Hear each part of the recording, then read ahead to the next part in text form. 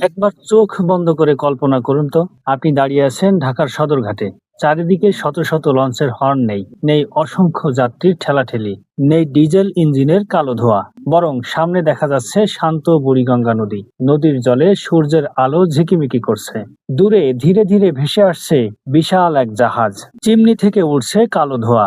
দুই পাশে বিশাল চাকা ঘুরছে অবিরাম। এটাই ছিল প্রায় ১৫০ বছর আগের সদরঘাট। বিশ্বাস করা কঠিন হলেও সত্যি। আজকের ব্যস্ততম নদীবন্দর একসময় ছিল ব্রিটিশ ভারতের অন্যতম অভিজাত নৌবন্দর। আর সেই সময়ের সবচেয়ে বড় আকর্ষণ ছিল প্যাডেল স্টিমার, যাকে সাধারণ মানুষ ডাকতো রকেট স্টিমার নামে। কিন্তু প্রশ্ন হলো, কেন এই স্টিমারকে রকেট বলা হতো? কেমন ছিল সেই সময়ের সদরঘাট? কারা ভ্রমণ করতেন এইসব স্টিমারে? আর আজকের সদরঘাটের সঙ্গে সেই সময়ের পার্থক্যই বা কতটা? চলুন সময়ের স্রোত বেয়ে ফিরে যাই প্রায় ১৫০ বছর আগের ঢাকায়।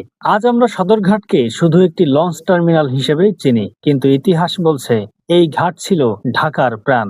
মোগল আমল থেকেই বুড়িগঙ্গা নদী ছিল ঢাকার জীবন রেখা। এই নদীপথ দিয়েই আসতো কাপড়, মসলিন, চাল, মশলা, কাঠ, নীল, পাট এবং নানা ধরনের পণ্য। তখন সড়ক যোগাযোগ এত উন্নত ছিল না। নদী ছিল মানুষের সবচেয়ে নিরাপদ ও দ্রুত যাতায়াতের মাধ্যম।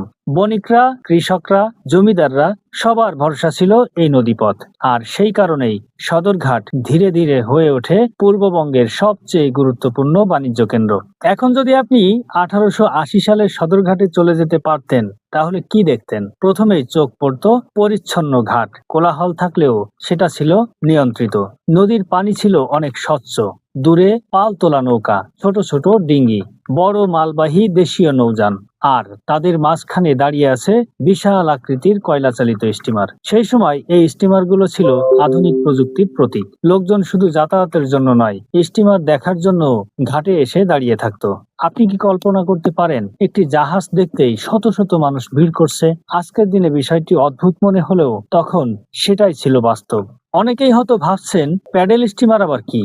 এটি ছিল এমন এক ধরনের স্টিমার যার দুই পাশে বিশাল গোলাকার চাকা লাগানো থাকতো। কয়লা পুড়িয়ে বাষ্প তৈরি করা হতো। সেই বাষ্পের শক্তিতে ঘুরতো বড় বড় চাকা, আর সেই চাকার ঘর্ষণেই নদীর পানি কেটে এগিয়ে যেত পুরো জাহাজ। দূর থেকে দেখতে মনে হতো বিশাল কোনো যান্ত্রিক দানব নদীর বুক চিরে এগিয়ে যাচ্ছে। চিমনি দিয়ে বের হতো কালো ধোঁয়া, আর সেই দৃশ্য মানুষের মনে তৈরি করত বিস্ময়। এখন প্রশ্ন হলো, এর নাম রকেট স্টিমার কেন? আসলে সরকারি নাম ছিল প্যাডেল স্টিমার, কিন্তু সেই সময় সাধারণ নৌকার তুলনায় এগুলোর গতি ছিল অনেক বেশি। মানুষের কাছে মনে হতো যেন উড়ে যাচ্ছে। সেখান থেকেই রকেট নামটি জনপ্রিয় হয়ে ওঠে।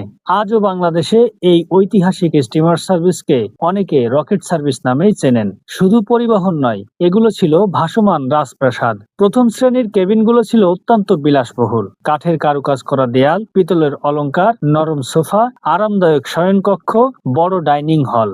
সেখানে পরিবেশন করা হতো ইউরোপীয় ও ভারতীয় খাবার। ব্রিটিশ কর্মকর্তা, নবাব, জমিদার, ব্যবসায়ী সবাই এই স্টিমারে ভ্রমণ করতেন।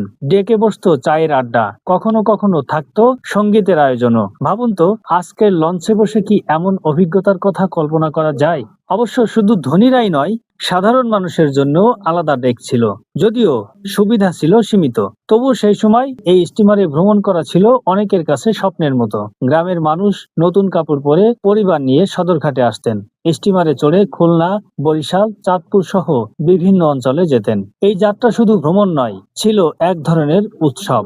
সময়ের সঙ্গে এই বহরে যুক্ত হয় কয়েকটি কিংবদন্তি স্টিমার। এর মধ্যে ছিল পিএস মাহসুদ এবং পিএস অস্ট্রিচ। এই স্টিমারগুলো শুধু পরিবহন নয়, ছিল ব্রিটিশ আমলের প্রযুক্তিগত অগ্রগতির প্রতীক। তাদের আগমনের সময় ঘাটে মানুষের ভিড় লেগে যেত। শিশুরা হাত নেড়ে অভিবাদন জানাতো। ব্যবসায়ীরা অপেক্ষা করতেন মালামাল নামানোর জন্য, আর যাত্রীরা অপেক্ষা করতেন নতুন ভ্রমণের। তখনকার সদরঘাট শুধু যাত্রী পরিবহনের কেন্দ্র ছিল না, এখান থেকেই রপ্তানি হতো মসলিন, পাট, চাল, চা, নীল, মশলা, কাঠ। দেশের বিভিন্ন প্রান্তের ব্যবসায়ীরা এখানে এসে জড়ো হতেন। এক অর্থে বলা যায়, সদরঘাট ছিল তৎকালীন ঢাকার অর্থনীতির হৃদস্পন্দন। এখন আবার বর্তমান সময়ে ফিরে আসুন। আজকের সদরঘাটে প্রতিদিন হাজার হাজার মানুষ যাতায়াত করেন।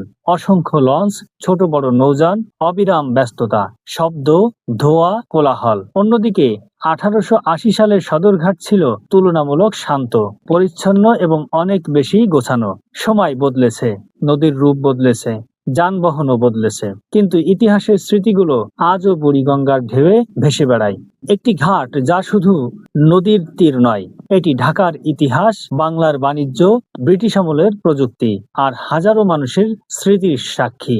আজ যখন আমরা সদরঘাটের ব্যস্ততা দেখি, তখন হয়তো বুঝতেই পারি না এই একই জায়গায় একসময় রাজকীয় প্যাডেল স্টিমার ধোঁয়া উড়িয়ে দাঁড়িয়ে থাকতো। ইতিহাস কখনো হারিয়ে যায় না, শুধু সময়ের ধুলোর নিচে চাপা পড়ে। আর সেই ধুলো সরিয়ে অতীতকে নতুন করে দেখায় আমাদের উদ্দেশ্য।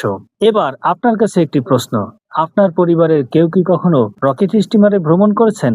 অথবা আপনি কি পুরনো সদরঘাটের কোনো গল্প দাদা দাদি বা নানা নানির মুখে শুনেছেন? কমেন্টে অবশ্যই জানাবেন। আপনার সেই গল্প হয়তো আমাদের পরবর্তী ভিডিওর অংশ হয়ে উঠতে পারে। ভিডিওটি ভালো লাগলে একটি লাইক দিন, বন্ধুদের সঙ্গে শেয়ার করুন এবং ইতিহাস, ঐতিহ্য ও হারিয়ে যাওয়া বাংলার আরো অজানা গল্প জানতে আমাদের চ্যানেলটি সাবস্ক্রাইব করে পাশে থাকা বেল আইকনটি চাপাতে ভুলবেন না। আবার দেখা হবে ইতিহাসের আরেকটি অজানা গল্প নিয়ে। সেই পর্যন্ত আপনাদের সবাইকে ধন্যবাদ।